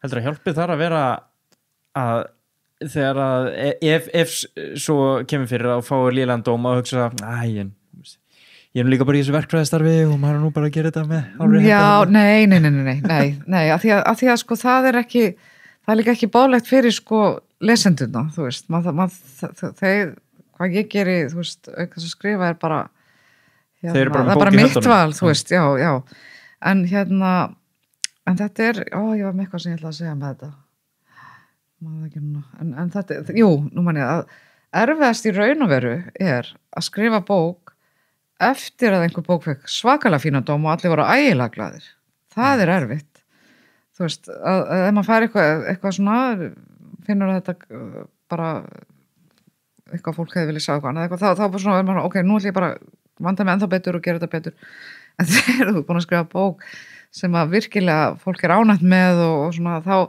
var bara, holy shit, ég má ekki, þú veist, ég verða að halda því, maður vil fara upp, maður vil ekki fara niður, sko. Þannig það eru erfiðustu bækurnar að skrifa. Ná hækkar svona staðalinn á já, maður vil ekki velda fólki vonbrigðum, sko. Það er það sem að svona, þannig það er svolítið erfitt. Einmitt. En ertu svona, þetta er svona gagnrýni annara, en þú sjálf á sjálfa þig, ertu gjörn á að henda handritum, þú veist, hefur einhvern tíma fengið gagnrýni sem þú ert ekki sjálf búin að gagnrýna þig fyrir? Nei, ég sko, eins og ég segi, þú veist, var lýsa á þann að á skriftaferlinu, að þá fer maður alls konar sko upp og niður, út og söður með hvað manni finnst það sem maður er að gera. Af því það óþægilega er að maður missi svo sjónar á því, er þetta gott eða er þetta agalegt? Þú veist, maður hættur að geta metið það einhvern veginn, sko. Maður er búin að vinna ykkur bók í þú veist, kannski allt í allt, ekki kannski alveg árin, en svona því sem næst að maður hættur að sjá, þú veist, hvernig er þetta hræðilegt og þannig að það ofsalega óþægileg tilfinning og ég man sérstaklega fekk ég þetta bara svo á tilfinninguna með Ég man þig hann að hryllingssöguna hann á Hesteri að ég var að bara í þunglindiskasti þegar að ég skilaði henni og bara mér fannst hún ekki træðileg og bara þetta bara fólk myndi bara hvaða grínbók þetta þú veist, þetta ekki lagi með þessa mannskju þú veist, þetta ekkert træðilegt þetta bara rugl og það þurfti útgefandi minn var mjög hann var bara, ég búin að auglýsa þetta í bókatíðundum þú getur ekki hætt við núna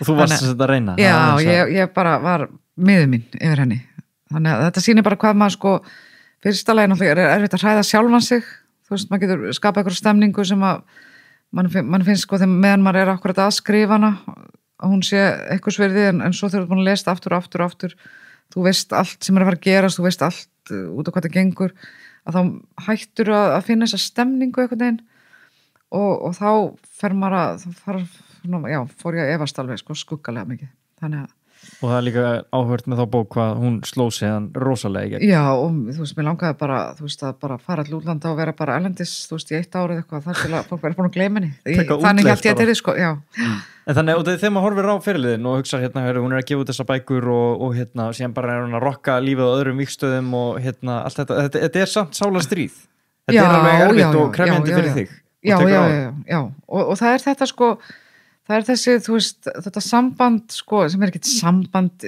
þannig sé en það þessi maður vill halda tryggð við lesendur, þú veist maður vill að þeir séu ánægðir, maður vill að þeir fá eitthvað fyrir sinn snúð, að lesa og þetta náttúrulega bara líka því ég hef átt fullt af höfundum sem eru þótt skemmtilegir og svo fara þeir eitthvað út á spórun í eitthvað eru bara að halda sig við eitthvað sem að tikkar inn í kassan eitthvað og þá fer ég alveg ókslega út úr stuði við þessa höfunda og ég vil ekki vera þessi höfundur, þú veist, þannig að ég reynir svolítið að svona færa mig til, þú veist, verð ekki alltaf að skrifa, þú veist, ég var að klára, ekki, síðasta bók var nú svona 1 stök, en þar áður var sería, hún 6 bækur, ég ákvað bara strax, hún verður 6 bækur, þó ég sé alveg í stuði að halda henni áfram, þá verður hún bara 6 bækur, ég ætla ekki að halda áfram að þú veist, bara gömlum vana að skrifa þau og þá þarf maður að fara að finna bara nýju fólki og svo framvegis. Finnst þér þarna að ég heyri þetta alveg mikið með svona tónlistafólk að einhver hljómsveit eins og bara tökum dæmi Coldplay eignist gríðarlega sterkan aðdáendahóp út af því að Chris Martin þarna með gítarinn sinn og síðan faraði einhver svona framúrstefnulega leiðir og að mixin einhver svona elektrónik hljóðum okkur raftónlist og þess og allir bara við viljum gamla Coldplay aftur og eins með þig þarna kannski við viljum gömlu þessu aftur já. Finnur þú fyrir einhverju pressu þarna? Já, nú aðlega kannski að utan þá kemur, ég fæ mjög mikið svona eitthvað allar geta skrifa meir Þóru og eitthvað svona og ég svara því alltaf bara ekki fræðilegu möguleiki, ég mun aldrei gera það ekki spyrja með þessu, þú veist bara að því ég mun ekki gera það og það alveg óþarf að vera að segja fólki að ég sé að hugsa það eða vera með eitthvað svona loði það er bara nei, ég ætla ekki að gera það og það En það er ekki líka bara smá til að skora á þig bara þú ert að loka á þetta þú ætlar ekki að ég ætla bara ekki að skrifa þetta og ég þarf bara að skrifa eitthvað annað og maður þarf að halda sér einhvern veginn og líka löngunin til að þú veist, maður þarf að vera svakalega fyrir hverja bók sem að skrifa þarf maður að vera óbúslega spenntur að byrja á henni þú veist, vera svona þú veist, þetta verður ógeðslega skemmtilegt að skrifa þetta og þetta getur orðið frábært og ef maður er eitthvað bara já, þú veist, eins og ef Coldplay hefði bara haldið áfram með gítarinn þá enda náttúrulega verður þetta bara þú veist, útþynnt og leiðilegt þannig að en svo kemur kannski að því þú veist að maður bara ekki með neina góðar hugmyndir og þá bara hættir maður það ekkert allan ekki vera að reyna að rembast að halda áfram með eitthvað sem veldur fólki vonbrigðum það er eiginlega það sem að kannski það hljómar rökrétt Já, ég held það og þetta held ég ég held að þetta hljóta að vera bara við alla sköpun að það er þessi löngun til þess að veita ánægju eða hreyfa við eitthvað sem drífur fólk áfram og eins og ég segi, ef þú gerir þetta til að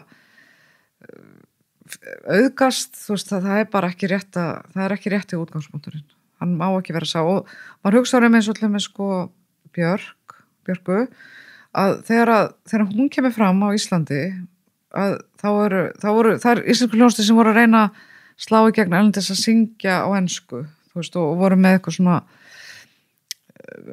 mögulega má segja svolítið líka eftir því sem var vinsælt sko, en hún kemur algjörlega á skjön og það slæri gegn.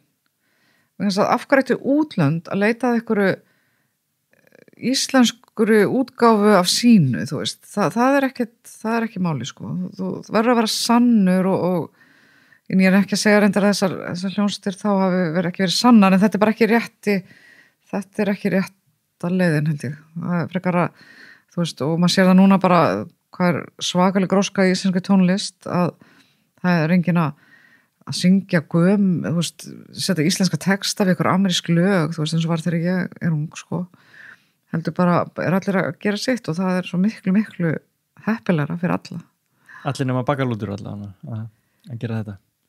Já, og þeir eru reynda að semja líka alveg frábæra texta. Já, líka. Það er meira svona gríni gert hjá þeim. Já. En það sem gæti reyndar svona óvart ítt fólki út í það að gera eitthvað til þess að hylla almenning eða ef maður segir græða pening, er náttúrulega bara fjárhagsvandræði eða vissinni við að ná endum saman. Já, akkurat. Og ég meina ég er ekki að gera lítið úr því að vilja fá greitt, skilur það bara alls ekki. Það er bara þú veist, peningar hjálpa manna sinna frumþörfum sem við höfum all og það er ekkert að því að vilja eignast pening en það má ekki vera sko og þú vilt fá borga fyrir þú veist, þín allir listamenn vilja auðvitað fá sko greitt fyrir sína list sem ef þeir eru að vinna við hana en það má ekki vera sko drifkrafturinn í því sem þú varst að gera það sem ég kannski á við og það er að góða sko eins og við listamannalaun að þau veit að því markaðurinn hér er ekki mjög stór það eru mjög fáir sem getur lifað af bóksölu til dæmis á Íslandi ef þú selur bara á Íslandsmarkaði þá er þetta ekki það er tölur að þú munir geta framfleitt fjölskyldu tilfellum flestara höfunda og þá er gott viljum við að allir rithöfundar á Íslandi sé að skrifa glæpasögur? Nei. Viljum við að allir rithöfundar á Íslandi sé að skrifa þú veist bækur sem að seljast vel? Nei, við viljum hafa flóru, við viljum að allir lesendur geti fundið sér eitthvað við hæfi og það gerur með því að styrkja þá fólk til þess að skrifa bækur sem er ekkit endilega svona massamarkas bækur eða höfða til færri heldur en þær sem seljast best. Akkur höfða glæpirnir svona vel til fólks og sko ekki bara í formi bóka heldur líka eins og bara þú eru vörfið svona morð hlaðvörpin og... Já, einmitt. Það er þetta sko, það er eitthvað fyrir það fyrsta þú veist þá hefur þetta svona þetta er sko mjög góð leið til að sko þú vilt vita hvernig þetta endar, þú vilt að réttlæti ná fram að ganga sko og það er bara í öllu í lífinu og það er ekkit alltaf, þú veist, ef þetta væri bara að fólk heillaðist af morðum, þá myndi bara fólk lesa blöðin, þú veist, eða erlend blöð, vantarlega, það er nokkið það mikið að morðum hér sem betur en þetta er miklu meira sko, þarna færðu aðgengi inn í hugarheim þeirra sem að eftirlifa, þú veist, vini ættingi fórnarlamsins, þú færð svolítið að sjá inn í líf fórnarlamsins, glæpamannana, löggunar, þannig þetta er miklu svona þú færð svona vera miklu meiri þáttakandi kannski í þessu heldur en það væri bara í blaðagrein en svo er líka þessi þörf fyrir sko smá hættu þar sem þú ert ekki hættu það er svo rússibanni, þú veist, þú fer í rússibanna og gerir nú ráð fyrir að það komi nú fyrir en að þú ert ekki sko að húrra í einhverjum bílnu fjallslíð, þú veist, þú ert á teinum sem eru nokkuð á eiga að vera öryggir þannig að það er þetta að fá svona smá spennu inn í lífið án þess að hún sé raunverulega hættabúin sko. Þannig að hætta verður mikil þá getur allan lagt bókina frá þér. Já. Og þetta líka sko þessi þörf fyrir að hlutinni leysist og þetta er bara ég held að mannskepnan sko við viljum skilja hlutina þú veist við viljum vita þú veist við tökum hluti í sundur til að gá hvernig þeir virka og svona meðan að ég held flest annað dýralíf það er ekkert að spá, þú veist, ok, það er bara hann í sólin, já, hún er hann bara, það er ekkert að, þú veist, við förum að hugsa, beti okkur hún það, hvað að maðurinn hefur þess að þörf til að skilja allt í kringu sig og við erum ekkert komin að þann stað og verðum þar aldrei en en það er þetta mitt sko að svona, þess vegna svona gátur svo vinsalega, svona morðmál sem aldrei hafa leyst og svona, að því þetta er óþolandi fyrir mannesku að það sé ekki eitthvað niðurstað þú veist, við viljum skilja allt og vita eitthvað sem svona rökrétt og nokkuð skýrt. En finnst þér þá ekki svona er þá ekki listin smá sko, ímyndar eins og bíómynd sem þú ert að horfa á hana og þú bara, ég er búin að fatta plottið strax. Fatta öll plott alltaf í bíómynd. Í alvörunni? Já, ég ætla ekki að segja þér hvernig að því að það eðilegur bíómyndir Nú, og það er eitthvað tækni. Það er tækni, já, því miður og ég því miður kann ég hana, þá ég ætla ekki að segja frá henni. Býttu nú við, og er þetta eitthvað sem þú lærir eða er þetta eitthvað Já, svona ég lagði saman 2 og 2. Það er bara, já, það er reyndar auðvitað einstaka mynd sem ég myndi ekki fatta En svona alvöru plott myndir sko, eins og bara svona síðustu pop culture Inception og Shutter Island og reynda að báða með DiCaprio Inception, ég man ekki Christopher Nolan, það sem að draumur inn í draumi Já, ég man ekki Shutter Island og það var orðið, já, ég man ekki hvort ég vissi þessar aðferð þá en ég ætla að var að horfa á þetta DNA sem var hana serían hana sem var í danska serían Fór fram með mér Já, hún er búin að vera á RÚV og þar, ég man ekki hvort það var í bara fyrst öðrum þætti þá bara, það var þetta nokkurn veginn komið. Ekki allt, skilur, alls ekki allt. En sko, ef við snúum sér við, þú nýtir þetta þá, eða ekki? Jú, það má, jú. Trykkið er aðalega fólkið því að, sko, þegar þú skrifar eitthvað bók, þá ert þú svona svolítið eins og bara strengibrúðu mestari, þú veist, þú ræður öllu, þetta er bara, þú ræður veðrinu, þú ræður hvað fólk er að hugsa, hvað það segir, hvað það hittir, þú algjörlega með heiminn bara undir þinni stjórn. Þannig þú getur sett upp hvaða atburðarás í gang sem er og látið hann að stýrast þessu hinautur rödd, en fyrir lesendan og áhorfendan þá þarf bara að passa að þegar að eitthvað gerir sem að gæti þótt stór furðulegt að það virki eðlilegt. Já. Þannig að ég veit ekki dæmi sko ef að þú þarft í einhverju bók að láta lausnina vera einhvern veginn þannig að geimstöðin detti bara og ná einhvern mann. Þú getur gert það er ekkert mál, en ekki láta hana bara detta allt í hennu.